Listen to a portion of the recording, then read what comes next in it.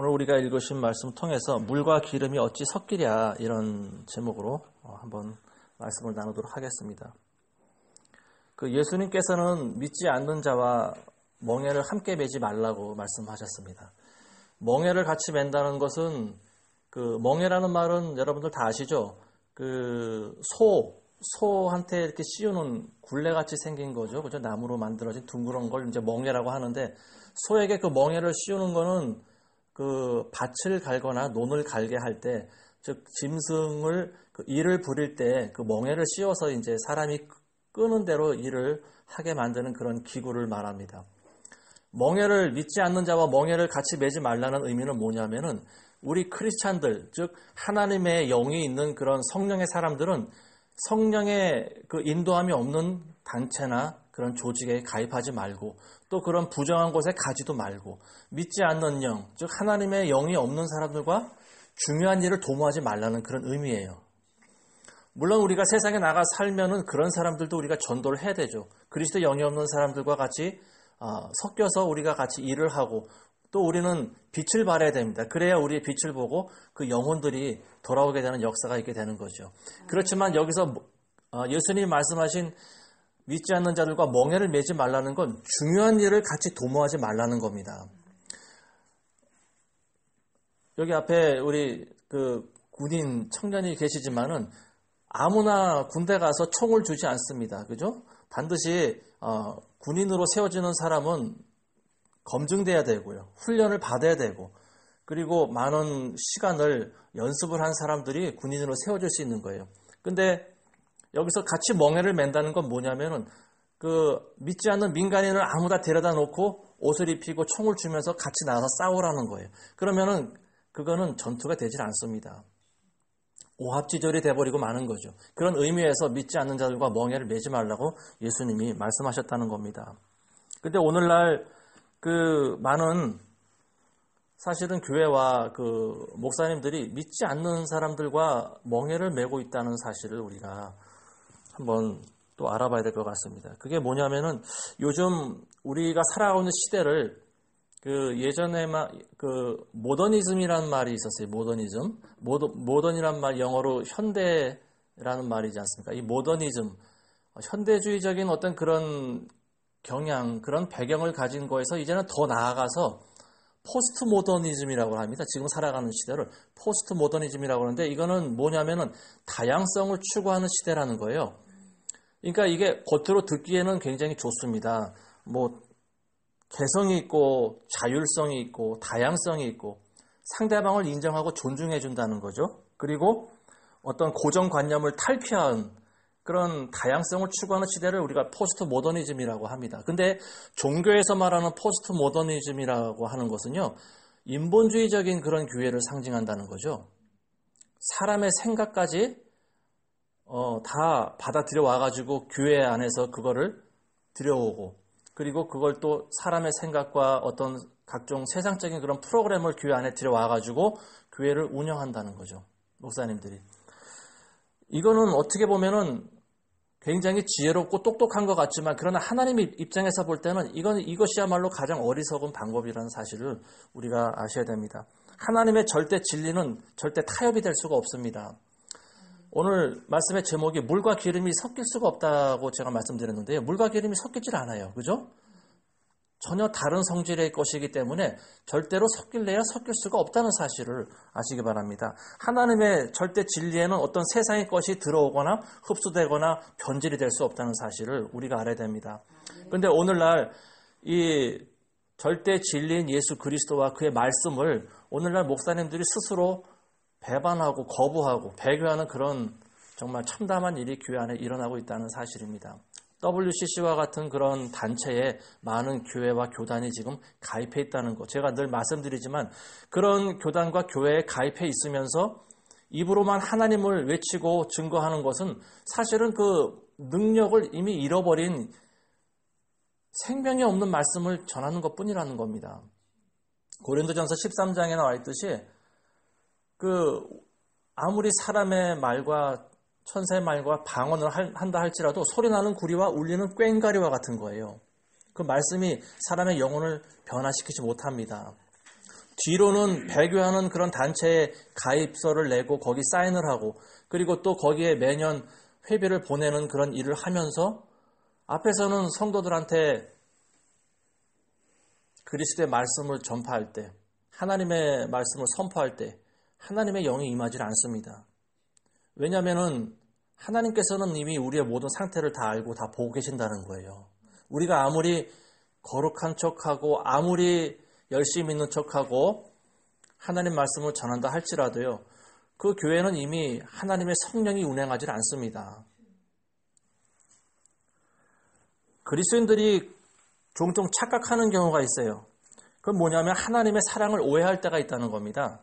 무조건 하나님은 사랑이기 때문에 우리가 어떤 일을 하더라도 하나님은 다 용납하시고 받아주실 거야. 이런 생각을 하는 분들이 굉장히 많이 있어요. 근데 그거 굉장히 하나님을 오해하고 있는 거죠. 그런 하나님이 있다고 한다면요. 그 하나님은 뭐 돌이나 이런 나무를 깎아서 만든 우상하고 조금 더 다를 바가 없는 거예요. 오늘 예수님이 말씀하실 때 믿지 않는 자와 멍에를 같이 매지 말라고 하셨는데 그 부연 설명을 하셨어요. 의와 불법이 어찌 함께 하냐 그랬어요. 의와 불법. 의와 불법이라는 것은 뭡니까? 선과 악이라는 거죠. 그죠? 선과 악은 같이 공존할 수가 없어요. 근데 요즘에는 그 선과 악의 개념이 점점 모호해지고 있다는 사실입니다.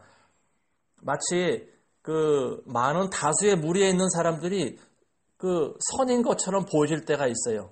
그래서 이제 대중의 법칙이라고도 하고 우리 군중의 법칙이라도 하고 그러지 않습니까? 많은 무리 가운데 있으면은 거기가 옳고 거기가 선하다고 생각하는 경향이 있습니다. 사람들에게는.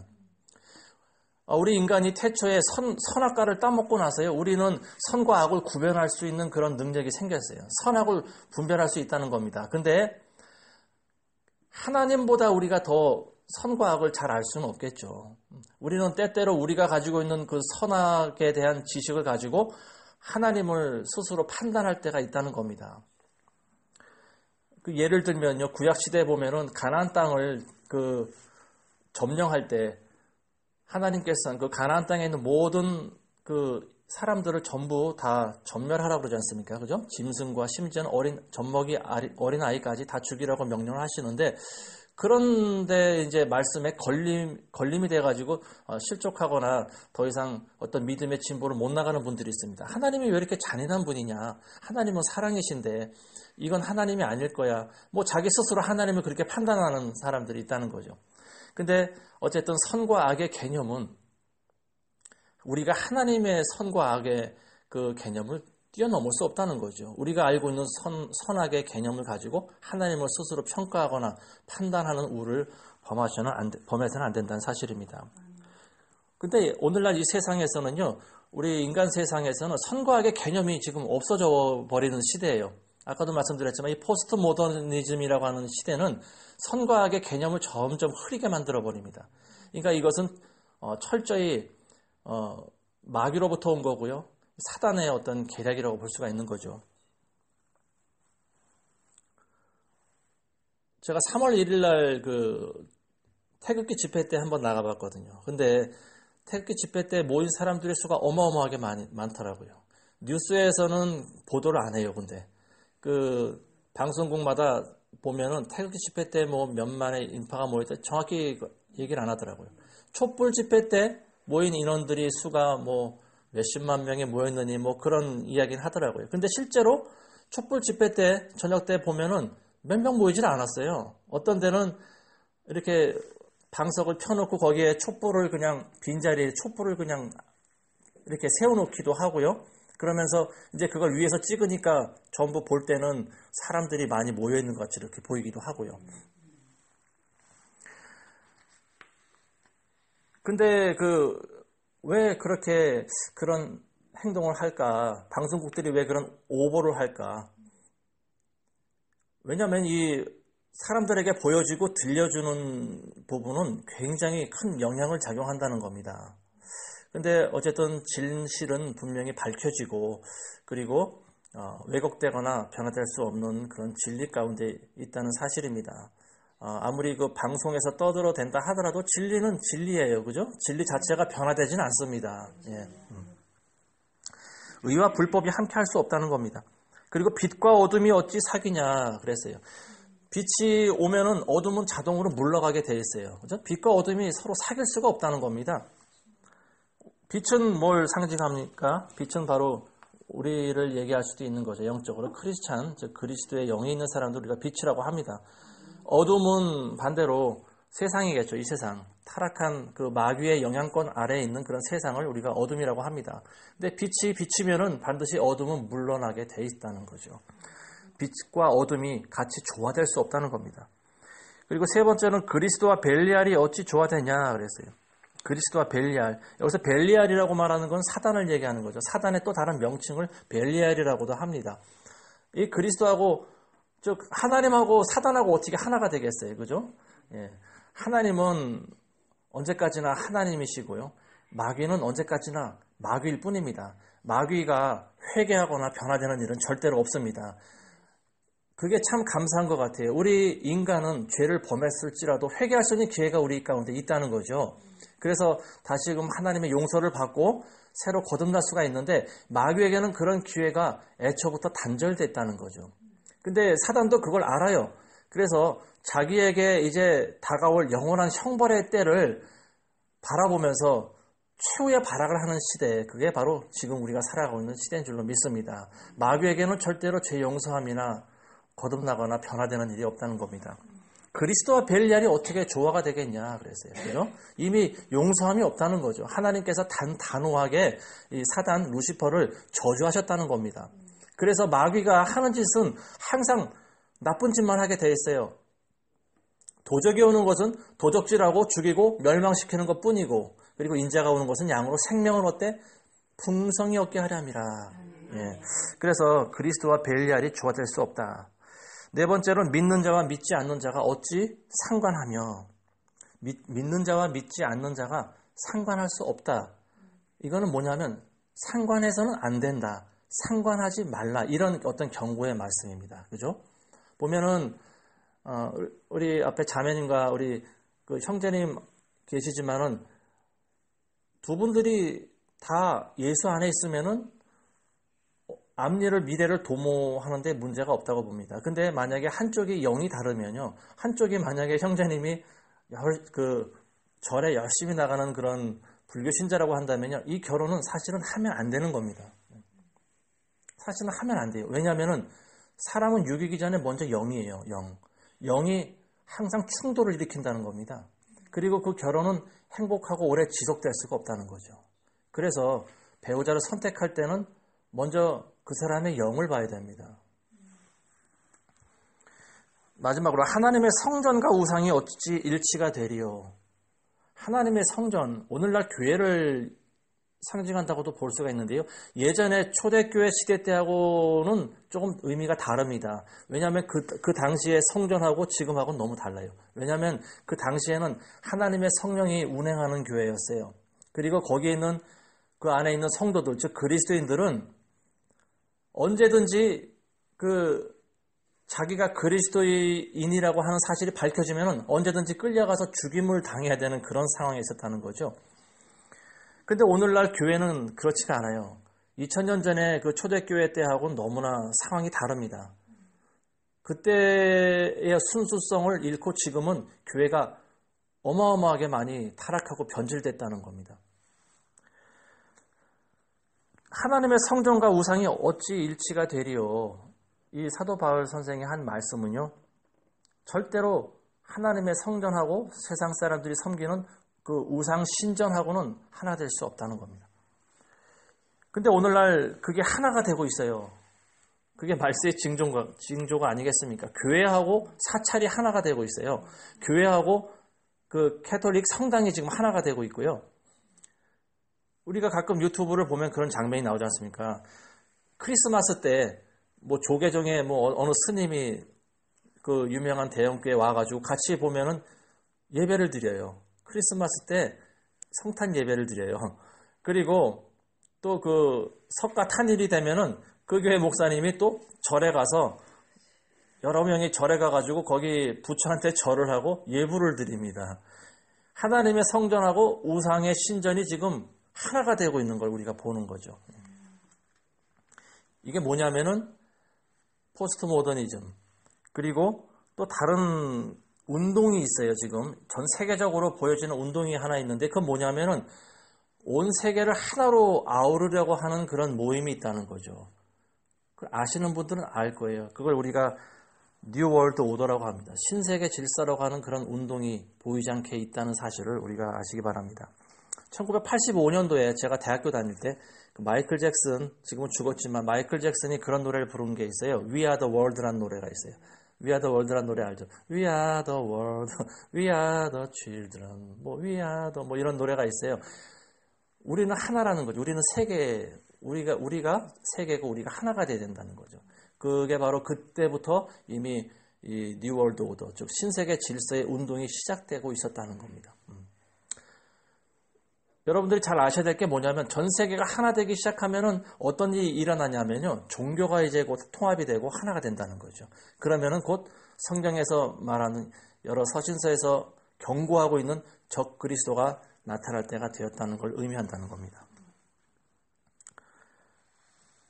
그 뉴월드 오더와 관련된 그런 집단, 그런 조직이 여러 개가 있어요. 근데 우리가 아시는 분은 잘 아시겠지만 프리메이슨이니 일루미나티니 이런 조직도 다 거기 신세계 질서와 관련이 돼 있다는 겁니다.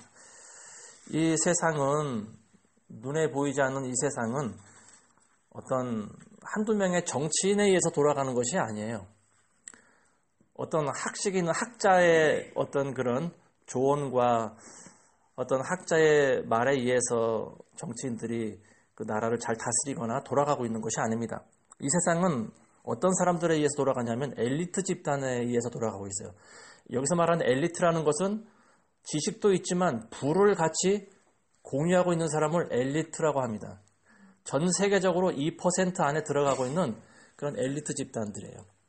각 나라의 대통령이나 아주 고위급 그런 의원들, 부자들 이런 사람들이 그런 집단이라고 볼 수가 있어요.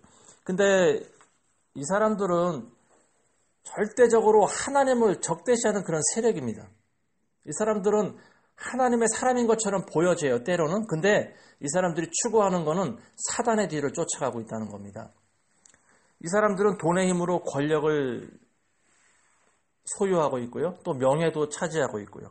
그리고 전 세계를 움직이고 있다는 사실입니다. 알게 모르게 아프리카니 중동이니 이런 데 보면요. 이 자들이 무기를 팔아먹기 위해서 전쟁을 일으키고 있다는 걸 우리가 나중에 보면 알 수가 있어요. 전 세계에서 일어나고 있는 전쟁 중에 반수 이상이 무기상들이 일으킨 전쟁이라는 것을 우리가 알아야 됩니다. 이 사람들은 철저히 하나님을 대적하는 집단인데요. 이 사람들이 가장 잘 쓰는 무기가 뭐냐면 기만과 속이는 겁니다. 기만과 거짓이에요. 거짓. 뉴스에서 그 거짓을 보도하면 우리는 그걸 보고 듣고 그대로 믿습니다. 그죠? 뉴스에서 말하면은 그걸 안 믿을 사람이 없어요. 다 믿어요. 근데 뉴스가 오늘날 방송국마다 거짓된 것을 보도하면요. 국민들은 다 속을 수밖에 없는 거죠. 어디 가서 그런 정보를 얻습니까? 그래서 요즘은 뉴스보다 차라리 인터넷에 있는 뉴스를 보는 게 더 정확하다고 봅니다. 유튜브를 보시는 게 더 정확해요. 물론 유튜브에도 다 올바른 것만 띄우는 건 아니죠. 물론 적들도 거기 들어와서 많은 거를 내보내고 있습니다. 그러니까 우리가 잘 선별해서 들어야 되고요. 어쨌든 간에 이 자리에 계신 분들은 이 말세에 정말 올바른 영의 인도함을 받아서 무엇이 참이고 무엇이 거짓이고 무엇이 진리고 뭐가 비진리인지를 구별하는 그런 능력과 그런 눈을 갖게 되시길 부탁드리겠습니다. 이 거짓과 기만, 이 굉장히 참 무서운 거죠. 공산주의자들이 보면 그런 걸 잘 써요. 기만 전술을 잘 씁니다. 거짓을 이렇게 자꾸 유포하고 선포하고 또 거짓된 선동을 하기도 하고요. 이 WCC라고 하는 이 단체가 어떤 단체냐면요. 이 WCC가 추구하는 것은 뭐냐면은 전에도 한번 말씀드렸지만 공산주의를 지향합니다. 용공단체라고 하죠. 공산주의를 지원해줘요, 뒤에서. 그래서 겉으로 볼 때는 북한에 있는 애들 굶어 죽어가고 있으니까 걔네들을 도와줘야 되는 게 다 맞죠. 근데 그거를 지원해 주는 것을 그 어린 아이들이 먹냐 하면은 먹지 못해요. 왜냐하면 중간에서 그걸 그 다 뺏어갑니다. 그 정권에서. 그래가지고 그걸 그 공산 그 정권, 북한 군인들한테 그걸 다 들어가게 해요. 그래서 그 돈으로 우리 지난 10년 동안 김대중 노무현 대통령 때 10년간 우리가 햇볕 정책이라고 하는 걸 썼어요. 정부에서. 그래서 북한에 지원해준 돈이 15조 원가량 된다고 합니다. 어마어마하게 천문학적인 숫자예요. 그만한 돈이면은요, 국민들이 정말 가난한 먹을 것이 없어서 굶는 그런 사람들을 다 구제할 수 있는 돈이에요. 근데 그 돈을 북한에다 퍼줘버렸어요, 그때. 근데 어떤 일이 일어났냐면은 북한에는 굶어 들고 가는 사람이 더 많이 생겼어요, 오히려. 그 돈을 가지고 뭘 했냐면은 북한에서는 핵을 개발했다는 겁니다. 핵무기를 개발하고 북한군 병사를 먹고 입히고 그리고 무기를 구매해서 남한을 쳐들어올 수 있는 준비를 하고 있었다는 거죠. 노무현 대통령이 예전에 그런 말을 한 게 떠돌아 다니더라고요. 인도가 그때 수년 전에, 십몇 년 전이죠. 인도가 핵을 개발했다고 그때 발표를 한 적이 있었어요. 인도도 지금 핵무기가 있습니다. 근데 그때 그 당시에 북한이 핵무기를 이제 개발한다고 막 하는 그런 초입 단계였어요. 근데 막 이제 뭐 미국도 막 그 압력을 가하고 막 세계에서 떠드니까 그때 노무현 대통령이 뭐라고 그러냐면 아니 인도가 핵무기 개발하는 거는 괜찮고 북한이 핵무기 개발하는 거는 왜 반대하냐 그런 성명서를 낸 적이 있었어요. 근데 그러니까 그거는 본인이 스스로가 북한 편이라는 걸 그 간접적으로 얘기를 하는 거죠. 그죠? 예. 지금 북한하고 우리는 대한민국하고는 전쟁이 완전히 휴전된 게 아니에요. 지금 잠시 정전되고 있는 상태예요. 정지된 거. 전쟁이 완전히 종료되지 않았다는 겁니다. 정지된 상태예요. 언제든지 전쟁이 일어날 수 있는 상황이라는 겁니다. 군인이니까 잘 아시겠죠. 정전되어 있는 상태란 말이죠. 북한 군인들은 북한 사람들이 그 수많은 남한으로부터 지원받은 물자와 돈을 가지고 뭘 하고 있었냐면요. 남한을 쳐들어올 준비를 하고 있었다는 겁니다. 이 사람들은 철저히.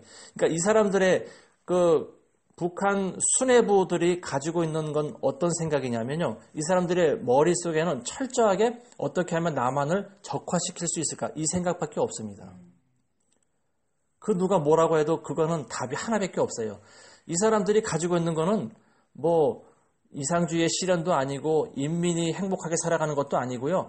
오직 남한을 쳐들어와서 적화시키려는 거.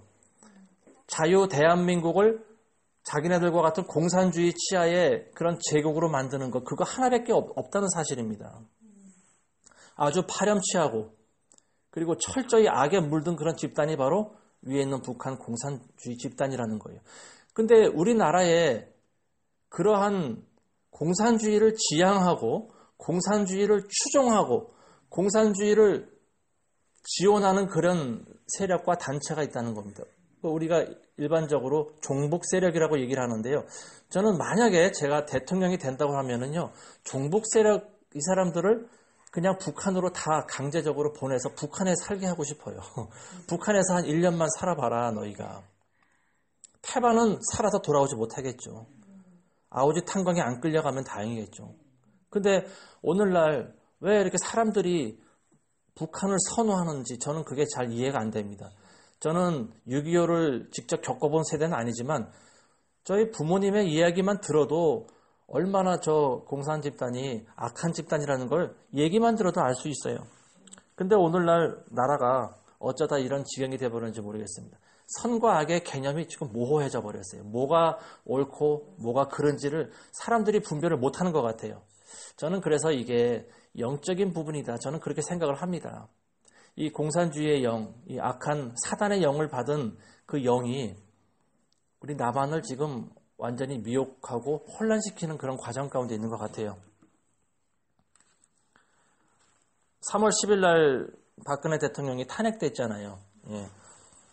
근데 그걸 보면서 그 참 백성들의 눈과 귀를 방송을 통해서 이 방송이 완전히 백성들의 그 눈과 귀를 붙잡아 버렸다. 막아 버렸다. 저는 그런 생각을 하지 않을 수가 없었어요.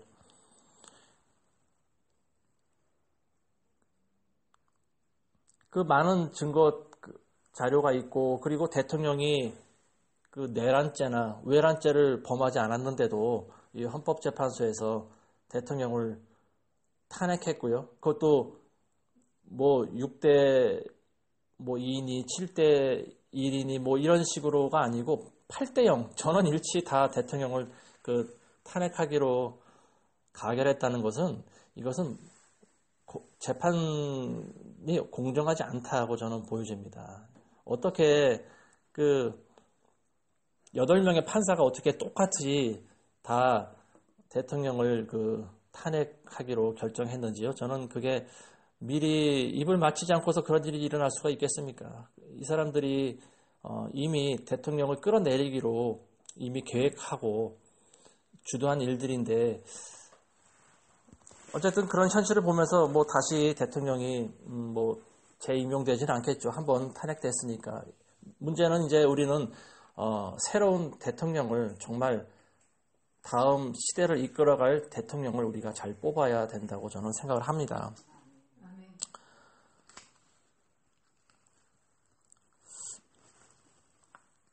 제가 그 요즘 우리나라 시국이 돌아가는 걸 보면서 굉장히 안타까운 부분이 있어요. 아마 많은 부분들 공감하시겠지만은 큰 대형교회 목사님들은 그 영향력이 어마어마합니다. 그죠?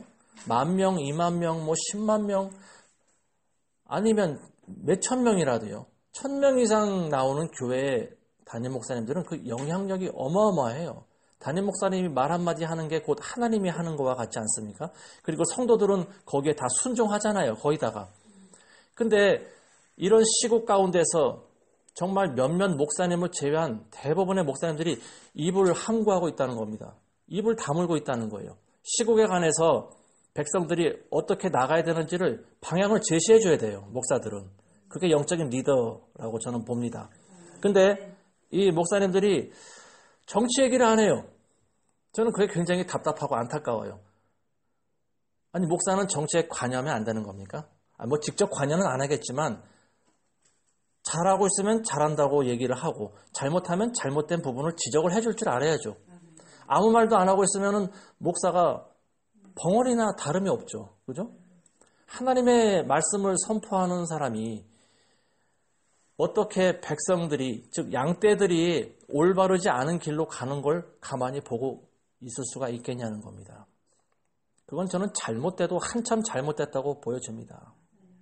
아무리 누가 뭐라고 자기 변호를 하고 변명을 한다 하더라도요. 그거는 올바르지가 않습니다. 그건 하나님께서 기뻐하지 않는다는 거죠.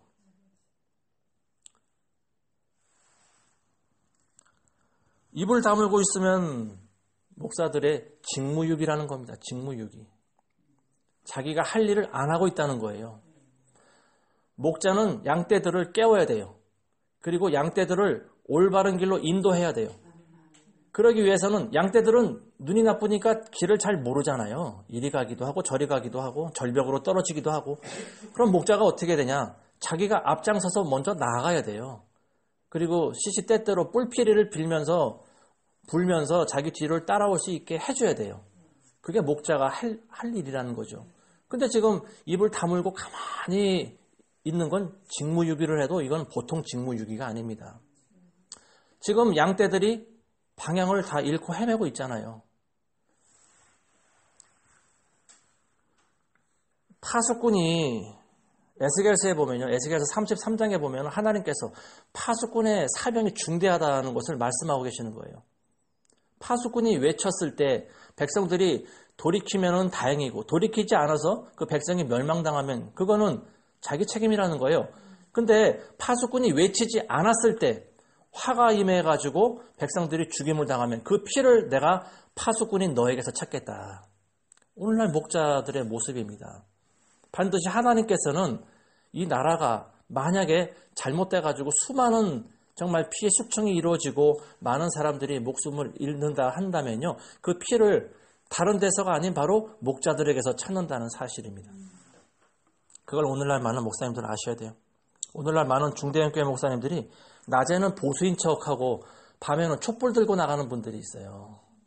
이거는 박쥐와도 같다는 거죠. 박쥐. 이 편에도 들짐승도 아니고 날짐승도 아니고 어떻게 보면 기회주의자 아니겠습니까? 이런 사람들. 기회주의자잖아요. 자기는 이런 과도기적인 과정 가운데서 태극기도 안 들고 촛불도 안 들고 가만히 있다가 나중에 태극기가 완전히 이 나라를 점령해버리면요. 그럼 이제 자기도 그때 가서 태극기를 들고 또 우리나라가 어떤 위로부터 그런 붉은 세력으로부터 이 나라가 완전히 또 침범당하면요. 그때 가면 또 촛불을 들고 나는 촛불 들었네 하겠죠. 기회주의자입니다. 이런 목사들은요. 우리나라 앞길이 좌로 가든 우로 가든 기회주의라는 그런 오명을 벗을 수가 없다는 사실입니다.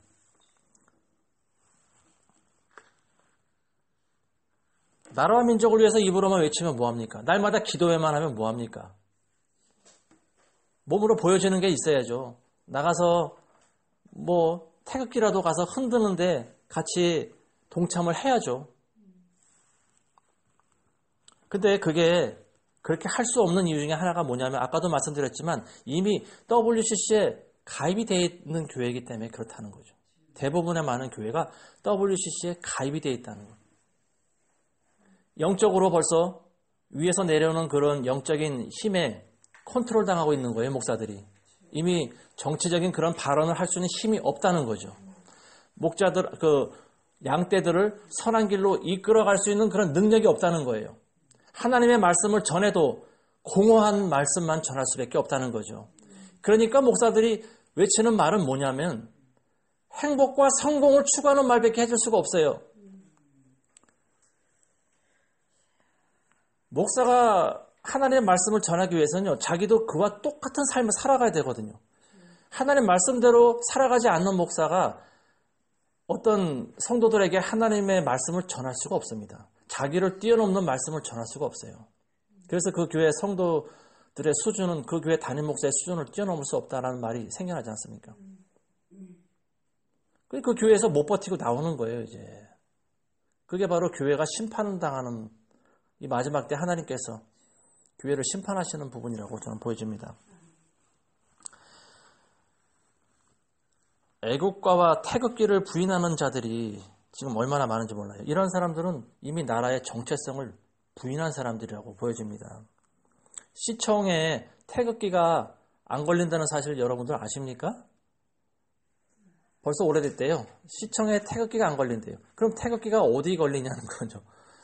시청은 우리나라 서울을 상징하는 곳인데 거기 태극기가 없다는 거예요. 근데 왜 그러냐? 거기 시장이 누굽니까?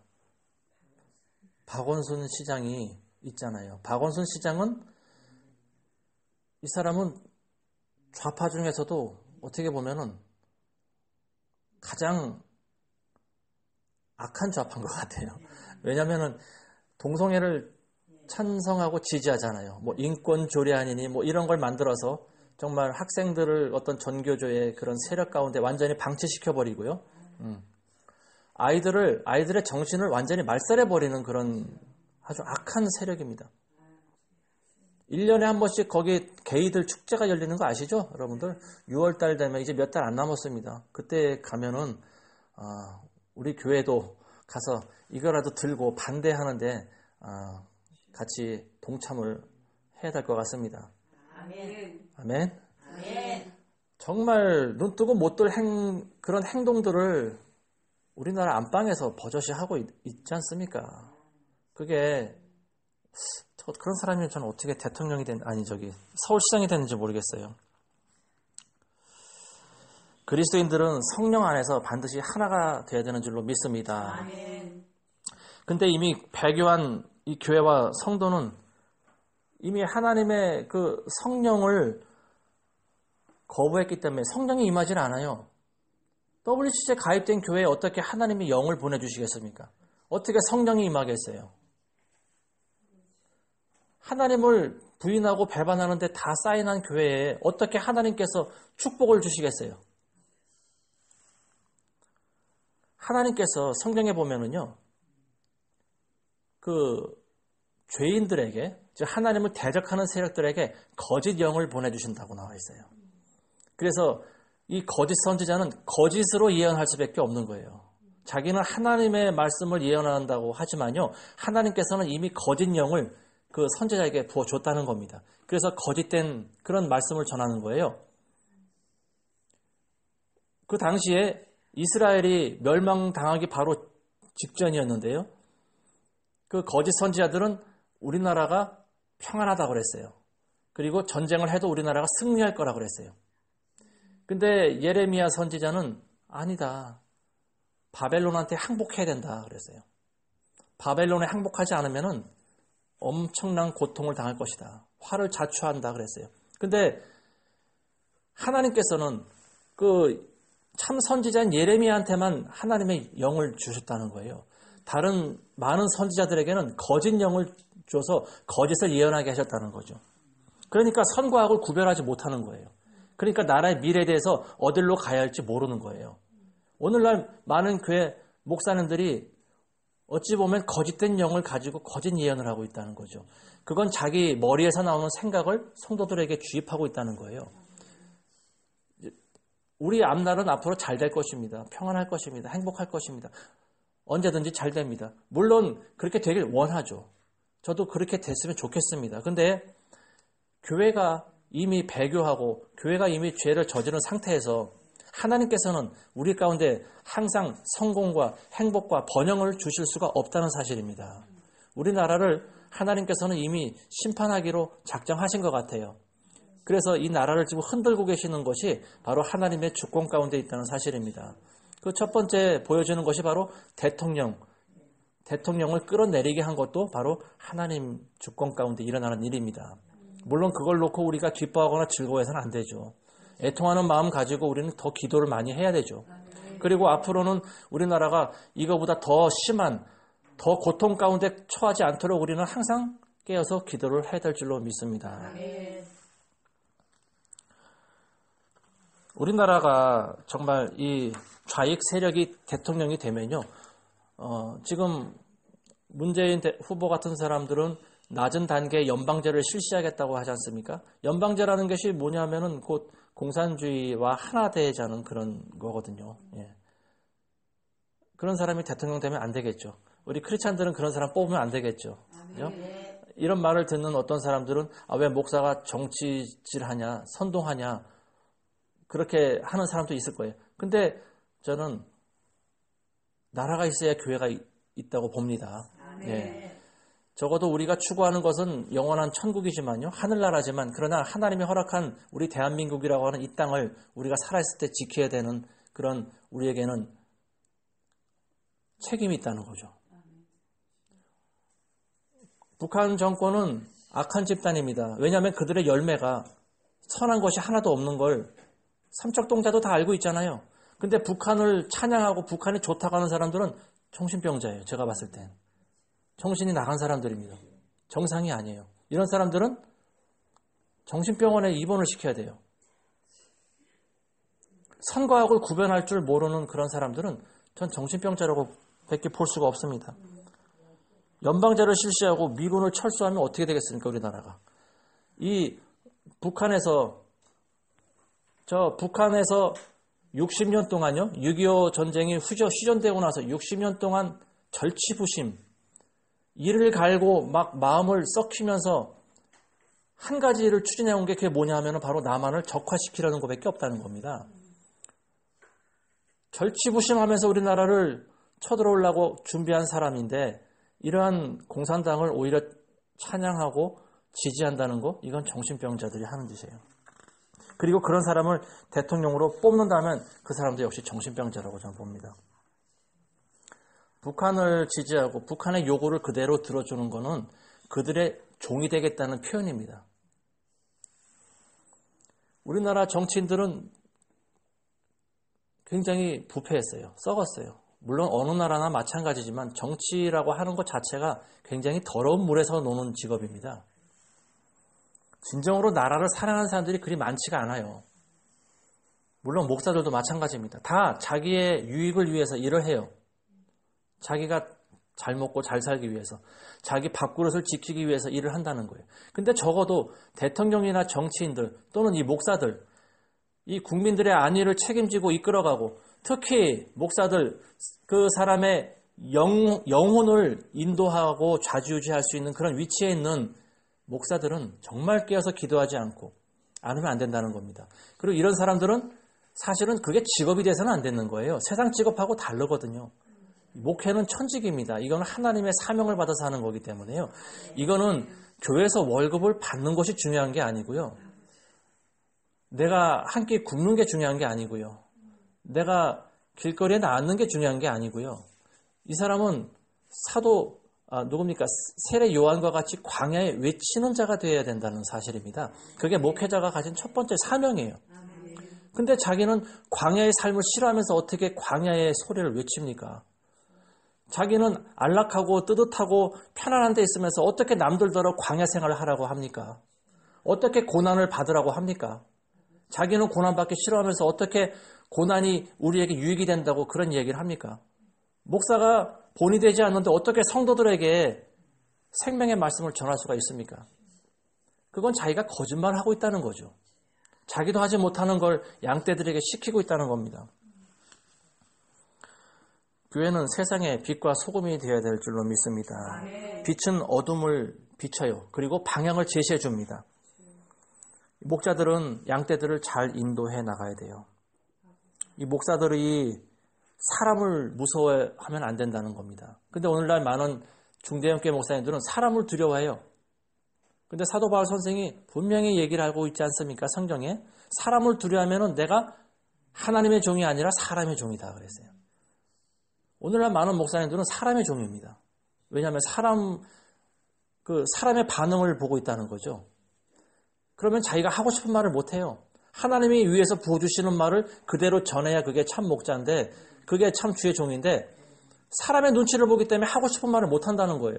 하나님이 그 입술에 말을 주셔도 입술에 말을 전하지 못한다는 거예요.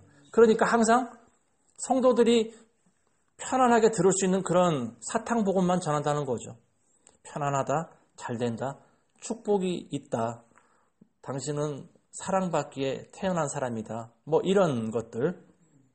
그러면서 그 영혼들을 점점 미혹시키고 잠재우는 그런 현실이 바로 오늘날 교회 현실이라는 사실입니다.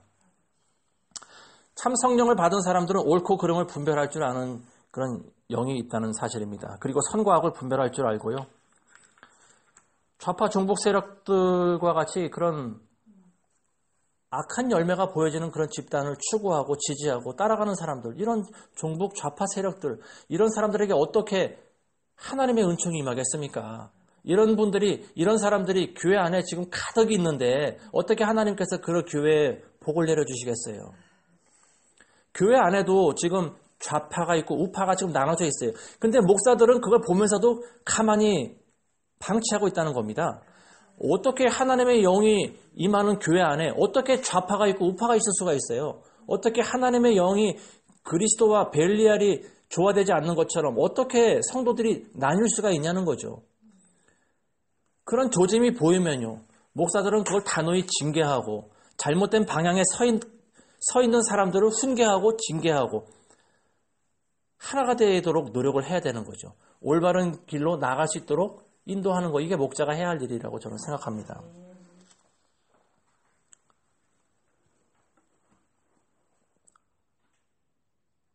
조금 있으면 우리가 식사를 같이 할 텐데요.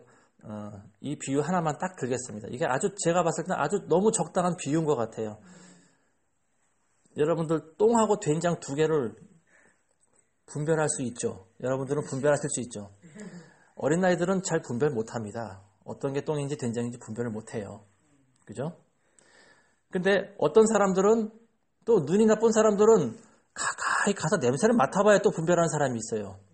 우리는 멀리서만 봐도 알지 않습니까? 저게 똥이고 저게 된장이다. 근데 냄새를 맡아도 이게 또 후각이 없는 사람들은 냄새를 맡아도 분별을 못하는 거예요. 그럼 어떻게 해야 합니까? 둘 다 먹어봐야 하는 거죠. 먹어봐야 맛을 아는 거죠. 그죠? 자, 이렇게까지 분별 못한다는 거는요, 결국은 똥을 먹게 돼 있다는 겁니다. 똥을 먹어도 된장하고 섞어서 먹는 거죠. 똥을 먹든지 된장을 먹든지 아니면 섞어서 먹든지 반드시 똥을 먹게 돼 있어요. 분별 못하는 사람들은. 오늘날 똥과 된장을 분별하지 못하는 국민들이 대다수라고 저는 봅니다. 대다수. 특히 젊은이들 가운데 그런 젊은이들 가운데 그런 청년들이 많이 있는 것 같아요.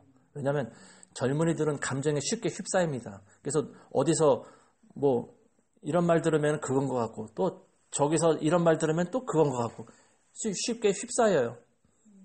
그렇기 때문에 젊은이들이 알아야 할 건 뭐냐면은 절대적으로 먼저는 부모의 말을 들어봐야 됩니다. 늙은이들은 지혜가 있다고 그랬어요. 성경에. 인생을 오래 산 사람들은 시대를 분별할 줄 아는 지혜가 있습니다. 왜냐하면 불신자든 신자든 세월을 오래 살아본 사람들은 지혜가 있다는 거예요. 그래서 다윗이 죽을 때 솔로몬이 죽을 때 르호보암 이제 왕이 되지 않습니까? 근데 르호보암 왕이 오래된 신하들의 말을 듣지 않고 젊은 자기 친구들의 말을 들었잖아요. 그래서 오래된 신하들의 말을 지혜로운 자의 말을 들었어야지 나라가 평안하고 하나가 되는데 그 젊은 친구들의 말을 들었기 때문에 나라가 결국은 반으로 잘려졌잖아요. 그와 같습니다. 젊은 청년들은 부모의 말에 순종을 해야 돼요. 그리고 오래된 자기보다 연배인 사람의 말을 먼저 들을 줄 알아야 돼요. 물론 그 사람이 좌파면 안 되겠지만요. 여기서 중요한 거는 어쨌든 부모는 자식에게 좋은 걸 줄 안다고 나와 있습니다. 먼저는 부모의 말을 들어야 돼요. 그리고 역사를 제대로 배워야 될 줄 압니다. 역사는 항상 돌고 돕니다. 역사가 우리에게 주는 교훈은 단 한 가지예요. 힘센 자는 약한 자를 핍박하게 돼 있다. 그겁니다. 힘이 강한 자는 약한 자를 항상 다스리게 돼 있다는 거예요. 이게 역사입니다. 근데 이 역사는 세월이 지나도 변하지 않아요. 어느 목사님이 이 얘기를 안 하려고 했는데 어느 목사님이 호주에서 나한테 전화가 왔어요. 그래서 유튜브에 제가 동영상을 올린 걸 보고 저한테 그렇게 따지더라고요. 왜 목사님은 이야기를 들어보니까 목사님이 중도에 서야지 왜 우파 쪽으로 치우치냐는 거예요. 그러면서 목사님은 아주 강력한 우파인 것 같다. 그렇게 이야기를 하더라고요. 그러면서 왜 태극기를 들고 나가라고 선동을 하냐. 저더러 선동한다고 그러더라고요. 한 30분가량 이야기를 티격태격하면서 얘기했어요. 이건 이렇고 저건 저렇고. 근데 나중에 어느 한순간에 가서 말이 막히더라고요. 하나님께서 더 이상 이 사람하고 대화하지 말라는 그런 마음을 주시더라고요. 이 사람은 정신 자체가 철저히 물들었어요. 보니까 미군 철수 얘기를 하고요. 우리나라가 자주 독립을 외치면서 왜 미국을 의지하냐 그런 얘기를 하더라고요. 그러니까 분별을 못하는 거죠. 지금 국제 정세를 이해하지 못하고요. 선과 악을 구분을 못하고 있어요. 그리고 또 무슨 얘기를 하냐면은요. 지금 제가 이제 그런 얘기를 했거든요. 아니 우리나라가 지금 굉장히 심각합니다. 지금 너무 좌파 종북 세력이 너무 많기 때문에 이 사람들이 지금 우리나라를 지금 거의 다 좌지우지하고 흔들고 있기 때문에 정말 깨어서 기도하지 않으면 우리나라가 공산화되기 일보 직전입니다. 제가 이런 얘기 했거든요. 그랬더니 저더러 지금 시대가 어느 시대인데 지금 그러냐는 거예요. 지금 시대가 어느 시대인데 목사님 그런 얘기하고 있습니까? 그거는 몇십 년 전에나 일어나는 일이지 지금 국민들이 얼마나 많이 교육받고 똑똑한데 그런 일이 일어납니까? 우리나라가 어떻게 공산화가 됩니까? 시대가 얼마나 변했는데 그런 이야기를 하더라고요. 근데 그건 절대적으로 잘못된 생각이라는 겁니다. 역사는 계속 돌고 돕니다. 역사는 계속 돌고 돌아요. 시대가 변해도요. 역사는 계속 돌게 돼 있어요. 그래서 우리가 성경에 있는 말씀을 창세기부터 요한계시록까지 우리가 읽는 이유가 바로 그겁니다. 과거에 있었던 일이 올해도 오늘날에도 또 일어나고 있다는 사실입니다. 그걸 아셔야 돼요. 6.25 전쟁이 60년 전에 일어났다고 지금 안 일어납니까? 그런 전쟁이 안 일어납니까? 얼마든지 지금 전쟁이 일어나고 있는 나라들이 있잖아요. 얼마든지 강한 자가 약한 자를 죽이는 걸 우리가 보고 있잖아요. 근데도 계속해서 평안하고 안전하다고만 외치는 그런 사람들과 그런 주의 종들은 도대체 어떤 사람들인지 저는 모르겠습니다. 물과 기름은 절대 섞이질 않습니다. 여러분들 중간지대는 없습니다. 차든지 덥든지 해야 됩니다. 여러분들의 색깔을 분명히 하시기 바랍니다. 어느 목사님이 영안이 열려서 하나님이 보여주시는데요. 아주 큰 그 시커먼 강이 흘러가는 걸 보여주셨대요. 한강같이 큰 강이 흘러가는데 가까이 가서 보니까 그게 그러니까 강물이 아니고 사람의 떼가 그렇게 걸어가는 거라요. 사람이 모여서 걸어가는 건데 이 사람들이 어떤 사람은 시커먼 옷을 입고 어떤 사람은 또 회색 옷을 입고 있다라는 겁니다. 그러면서 고개를 푹 숙이고 걸어가는데 그 끝은 바로 지옥불로 들어가는 것의 모습을 보여주고 있다고 합니다. 시커먼 옷을 입었다는 것은 이미 죄인의 모습이라는 거죠. 그죠? 죄악으로 물든 사람이죠. 근데 회색 옷을 입은 사람도 있다는 거죠. 이건 뭐냐면은요, 중간에 처한 사람이죠. 그죠? 예. 크리스찬이면서 교회를 다니면서 예수의 피로 완전히 자기를 씻지 못하고 그리고 또 자기 욕심에 잉태되고 욕심이 잉태됨으로 말미암아 죄악을 낳게 되고 죄가 결국은 죽음에 이르게 하는 그런 사람들이죠. 예, 바로 박쥐와 같은 사람들입니다. 오늘날 차지도 않고 덥지도 않은 이런 신자들, 하나님의 나라와 그의 영광을 위해서 모든 걸 다 투자하고 전심으로 달려가도 천국 들어가는 문이 쉽지가 않은데요. 근데 한 번 받은 구원은 영원한 구원이라고 착각을 하면서 살아온, 자기 생각대로 살아온 그런 많은 그리스도인이라고 하는 거짓 신자들은 반드시 지옥의 심판을 면하지 못한다는 사실을 우리가 알아야 됩니다. 나라가 어지러울 때 하나님의 사람들은 결단하셔야 됩니다. 나라 민족의 앞날을 위해서 앞장을 설 줄 알아야 돼요. 그런 자들에게 오늘 말씀 마지막 절과 같이 전능하신 하나님이 우리 아버지가 되고 우리는 그의 자녀가 되는 그런 축복이 임하게 될 줄로 믿습니다. 이제 마지막으로 며칠 전에 지난주에 인도에서 한 선지자가 우리나라 오셨었어요. 근데 제가 직접 보지는 못했는데 인터넷에 들어가면 아마 볼 수 있을 겁니다. 사두 선다 스바라지라고 하는 그런 선지자인데요. 이분은 저희가 몇 년 전부터 뉴질랜드 있을 때부터 알게 됐어요. 그래서 유튜브를 통해서 그분 말씀을 듣고 은혜를 받고 저희에게 또 많은 깨달음을 주신 그런 분이에요. 근데 그분이 우리나라를 오게 됐었는데 3일간 집회 동안에 이제 말씀을 전하고 근데 그 집회에 참석한 분이 또 이제 저와 같이 목요일마다 기도를 하시는 목사님이에요. 근데 그 선교사님이 거기를 참석하셨대요. 200명만 딱 들어올 수 있게 했는데 자리가 없어서 원래는 참석을 못했을 뻔했다고 그러더라고요. 근데 기적적으로 자리가 2개가 나서 자기가 참석하고 또 많은 은혜를 받아가지고 오셨다고 해요. 근데 그분이 한국을 향한 어떤 하나님이 주시는 그런 메시지가 있어요. 그 예언의 메시지를 제가 한번 읽어드리겠습니다. 뭐라고 했냐면요. 하나님께서 내가 이 나라를 축복하고 형통하게 하였노라. 대한민국은 내가 축복을 했던 나라다. 근데 지금은 그들이 나를 잊었다. 나를 예배하기보다 자신들의 욕망에 따라 만든 우상들을 숭배하고 있다. 태극기는 매우 영적인 디자인이다. 빨간색은 제사장을 그리고 파란색은 왕을 상징한다. 한국은 왕 같은 제사장의 부르심을 받은 국가다. 근데 청소년들이 안목의 정욕과 이생의 자랑과 육신의 그 정욕대로 살아가고 그리고 성적인 욕망에 사로잡혀 지옥으로 내려가고 있다. 그러나 그들을 하나님의 집으로 인도할 자가 하나도 없도다. 성도들을 교회에 묶어두지 말고 파송하라. 그들로 하늘을 나는 독수리 그리스도인들이 되게 하라.